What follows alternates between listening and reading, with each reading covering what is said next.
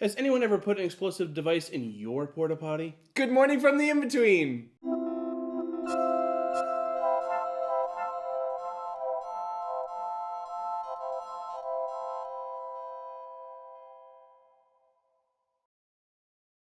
We made a movie. You saw that movie, hopefully. It's called Angler. We love it. You love it. Everyone loves it, right? Yep. So, what we've been doing the past couple weeks is we've been showing you how we made the main monster from the movie. Joanna, our lovely anglerfish, right over there. Well, that's Mike, but right over there. I'm gorgeous too, aren't Yeah, I? you're so pretty. What we're going to do now is we're going to talk about the actual filming process. Because that is a large portion of making a movie, isn't it? It sure is. Yeah. There's a lot of moving parts. There's a lot of things to do. Yeah, so while you guys were making the anglerfish... Yeah, what were you doing that whole time? Based on the past, 3 episodes, everyone probably thinks I've done nothing and just film everything. But don't you worry. I was the main contact person for all of our cast. I was planning out the schedule of shooting and, gathering supplies and whatever we needed. Mike does a lot. Bringing in the troops, We're making sure we got everything we need. So we're ready to go for day one of principal photography. So, when you make a movie, there are several stages to that process. And they are delineated by pre-production, production, post-production. Today we're going to talk a little bit about pre-production because we've been mainly harping on that for the past 2 episodes of Making the Monster. And then we're going to move a little bit into production and show you exactly what happens on set when you're making a movie. So part of that pre-production process included casting for our main 3 actors. So we went on to a large...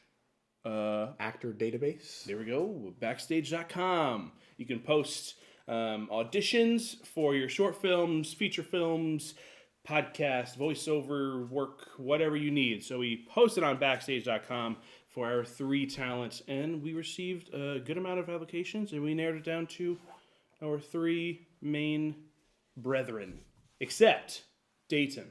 Dayton came very late in the process, but Mr. Eric saved our skins because we were about, a week away from shooting? A week or 2, Maybe. max. Yeah. Max. Like a full 7 or 8 days. And we had no actor for our character of Dayton until Mr. Eric said, I'll do that. I'll get in there. Yeah. And he was so perfect for the role.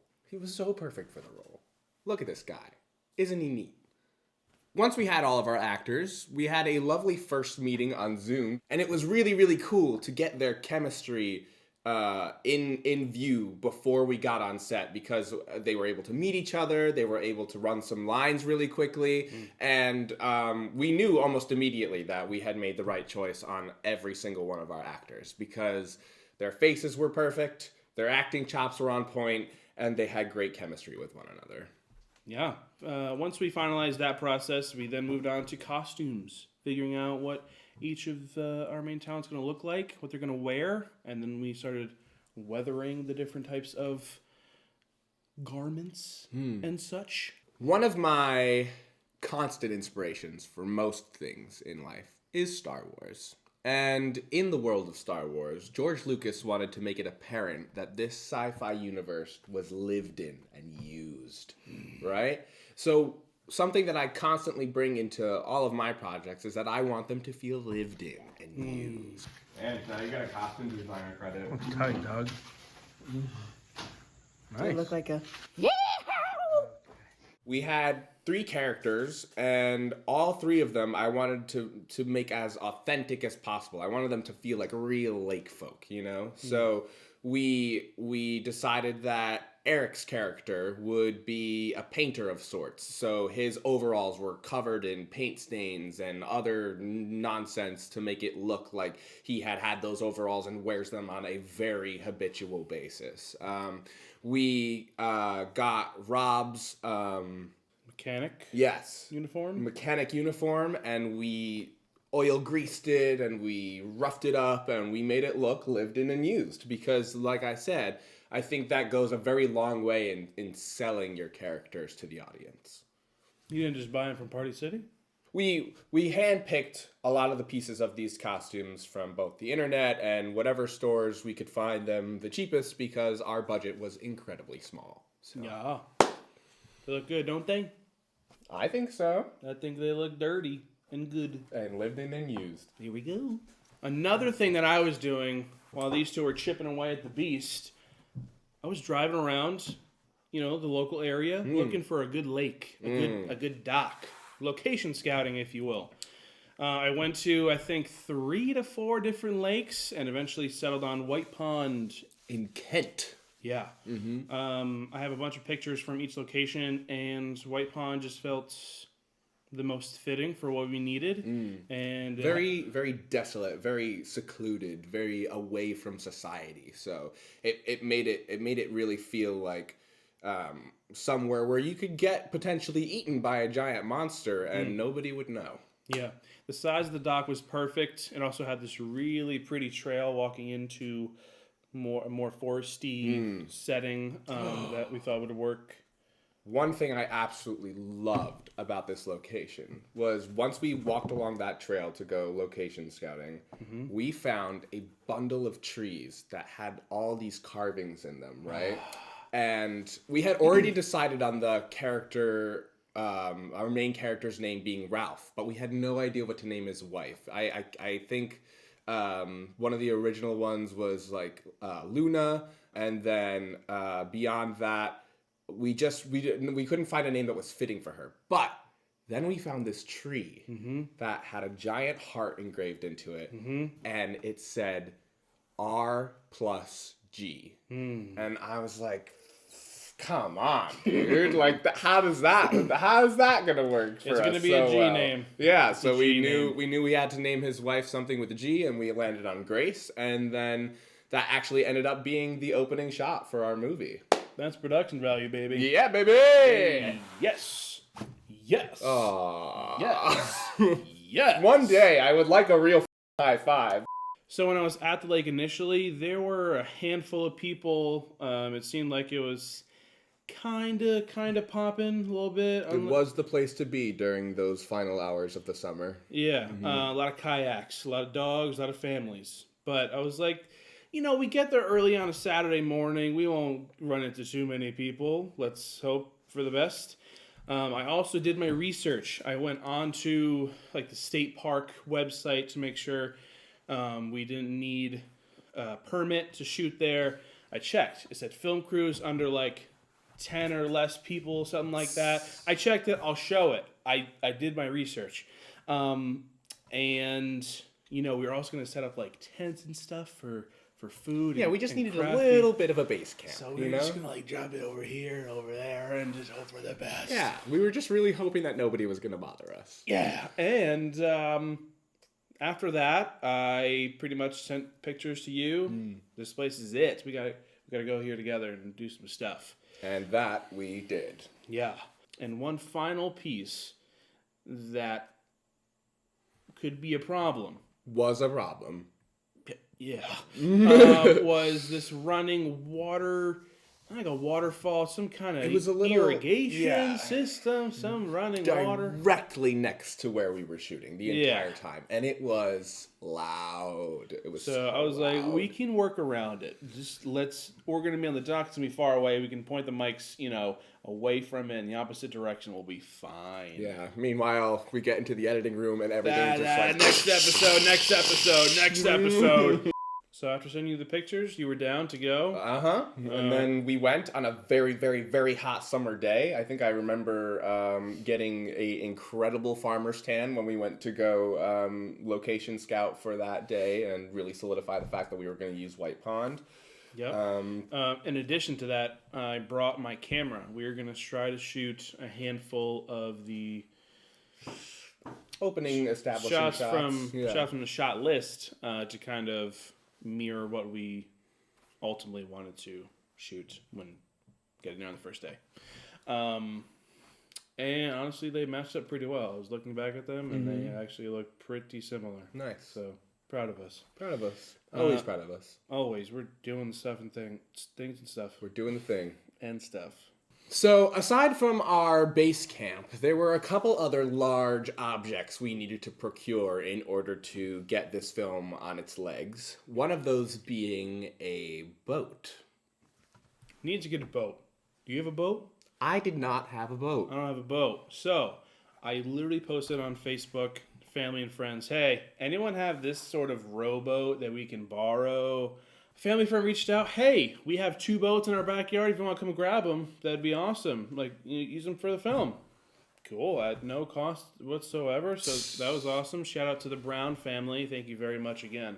We appreciate you tremendously. So we grabbed the boat, brought it over to my house, and all we ended up doing was tying it up in the back of a pickup truck and drove it on over to the lake.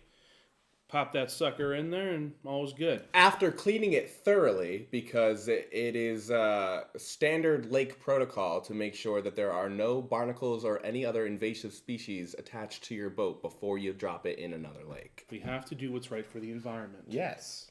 And all the yucky cucky poopies in the boat. Yucky cucky poopies. Yucky cucky. I just realized this is cucky. One other thing I realized when we were going to shoot at this location. What's like a thing that someone does every day, hopefully every day? Poop and pee. There we go. People poop and pee. There was nowhere to poop and pee. There were trees. Not everyone can poop and pee with trees, okay? No. So, we needed a bathroom of some sort. And I kind of went haywire here. I was like, hey, Porta Potty Company, listen, we got a situation. We need a Porta Potty stat in 3 days at this location. And they're like, we can jump it. We can bring it right over for you. Lickety split. Is there a good location like for you to sit? Anywhere in the parking lot is great. So for a couple $100, we got a Porta Potty. Yeah, we did. Over at White Pond. Permit? No. But no. Story coming soon about that. So, Porta Potty, planted. We got it. Like, the day before we started shooting.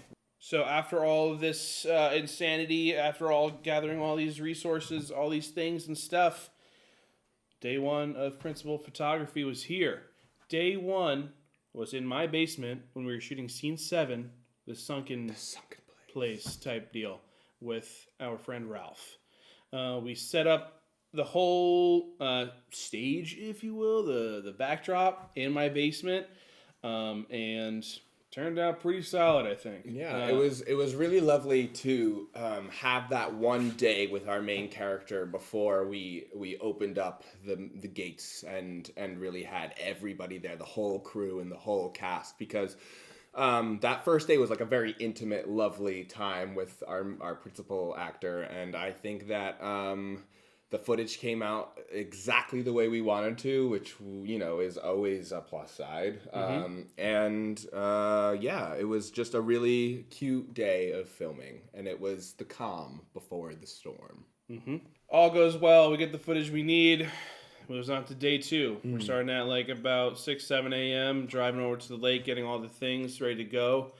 And, you know, we start off with Logan during the day. Oh, at the top of the day. We forgot about a small portion of the casting that was very important.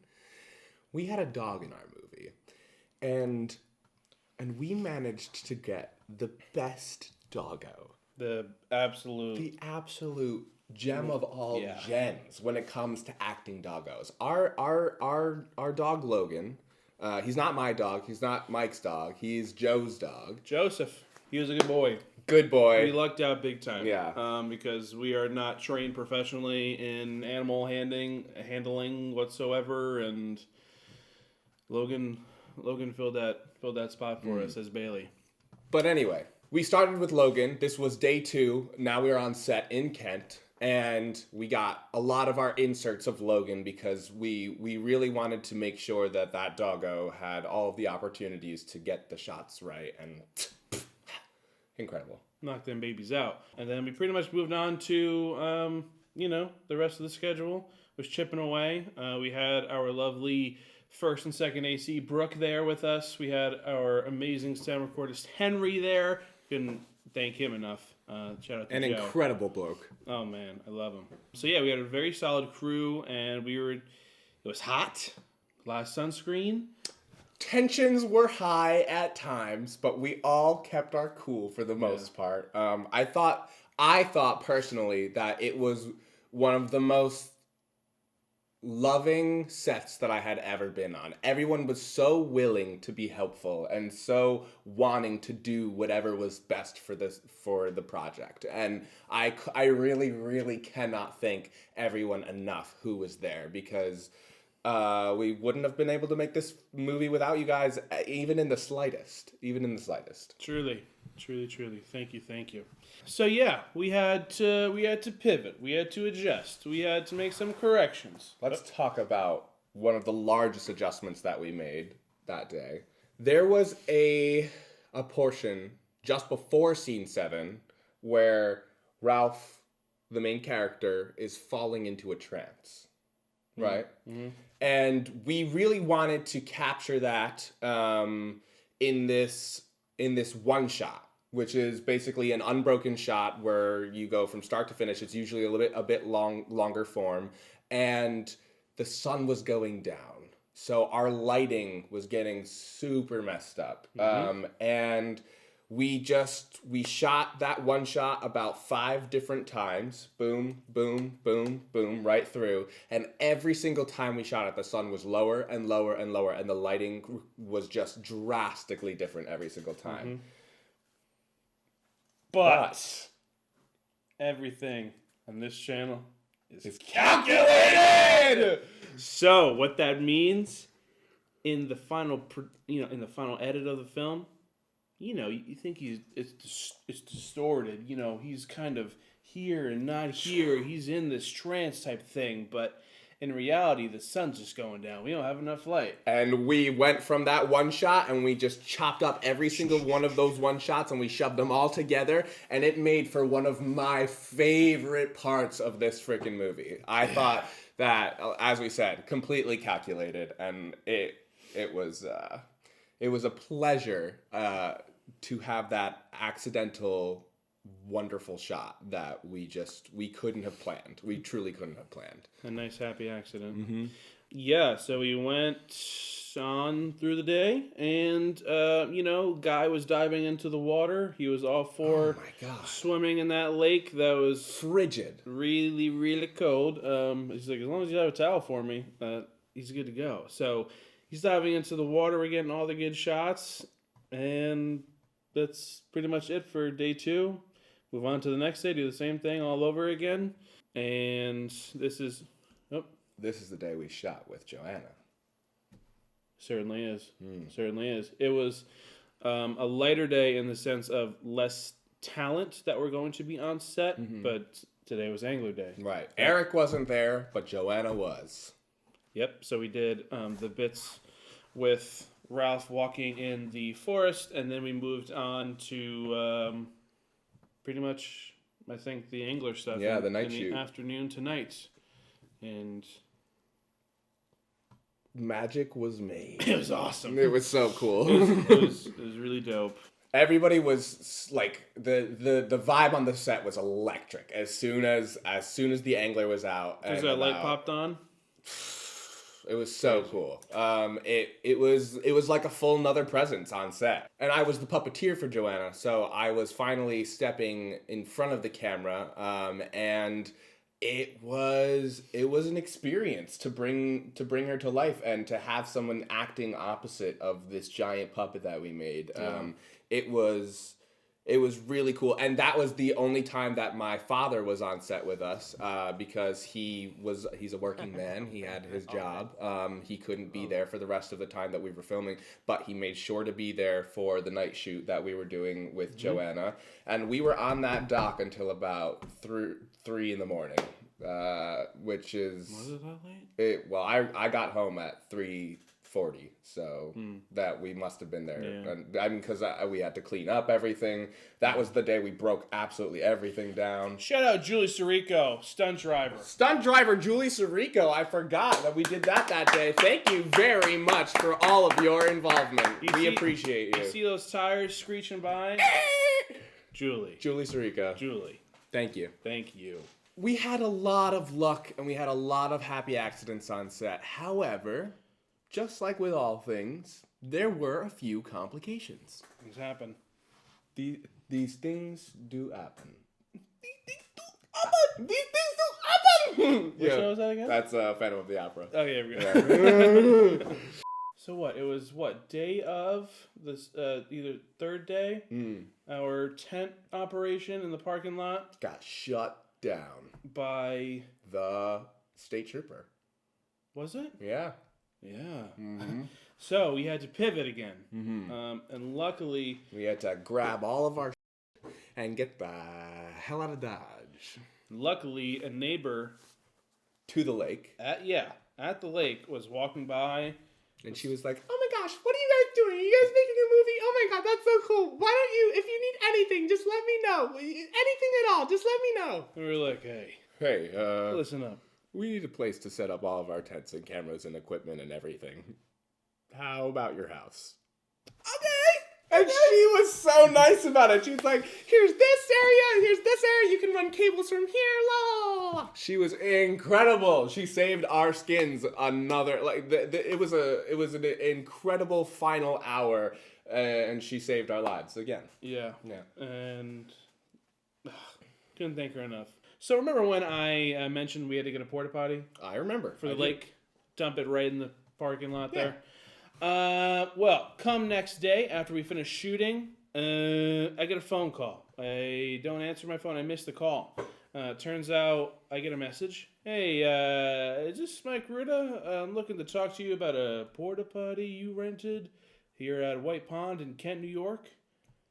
This is the park state trooper dude. Oh.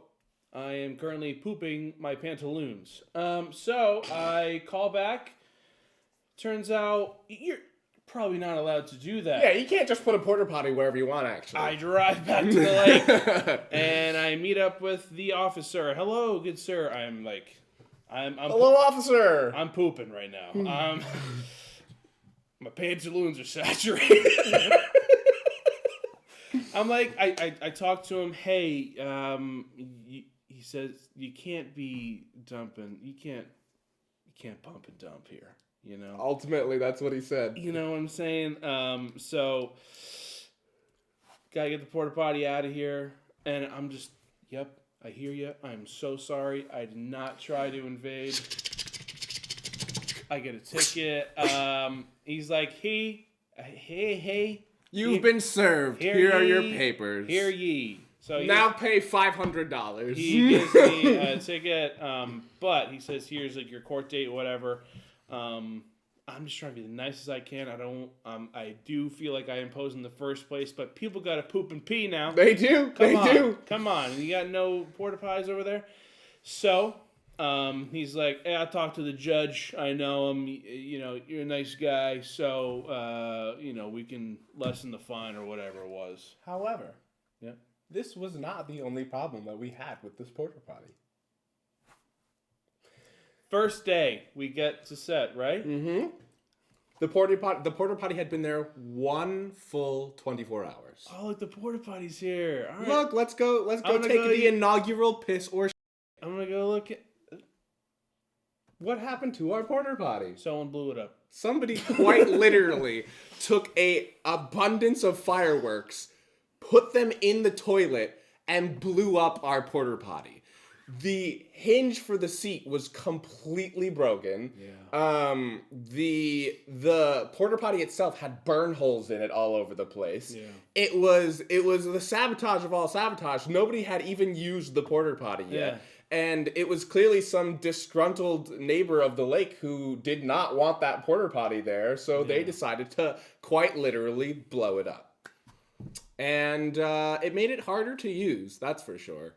A little dirty, but people were still able to poop and pee. Yeah. Anyway, that porta potty ended up costing us a lot more money than we originally thought it was going to. Hey, the fine came down to, I think it was like $125 or something like that. Yeah, and I don't even think that the porta potty people were like tight about the fact that it was exploded. Hinges blew off. Yeah, I think they just expect that kind of nonsense to happen to a porta potty. So what are you gonna do? What are you gonna do? But ultimately, complications aside, the filming process was a lovely time. And it truly gave me such a good taste in my mouth for whatever it is that we do next. I'm just the most excited to get back out there and start filming again, because that was the first time post-college that Mike and I had made a movie together. And this was the first time that we had real adult actors from the real world and a real crew underneath us. And the first time that we were co-directing something that was this special and important to us. And it ultimately was a lovely time. Tell the people what they want to know. Dumping Ricardo. I'm tired. Yeah, it doesn't matter. We're all tired. We suffer for our art. What's going on? What are you doing? It was so angsty. It felt good. It did. It was very nice. It was an amazing time. So next week, we're going to be talking about what happens after you film the movie. When you lose your sanity, when you you start to question everything, whether you want to delete all the footage that you received or you still keep on chugging along. Yeah. No, I remember a full amount of times where the two of us looked at each other and said, we don't need to make this movie anymore. We can just delete it all. Delete it all. Delete it all. Throw it away. Put the entire server in a trash can, take the trash can, bring it to Kent, and throw it in the lake. Thank you so much for watching. We appreciate you tremendously each and every week watching on What Day, What Time. Wednesday at 9 a.m. Bring it down one more time. Wednesday at 9 a.m. Wednesdays 9 a.m. We'll see you next week, okay? Don't forget to comment, like, and subscribe. We love you all.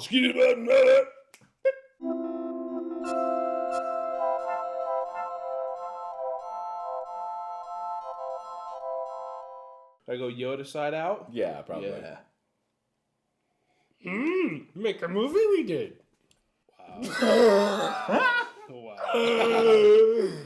That was rough.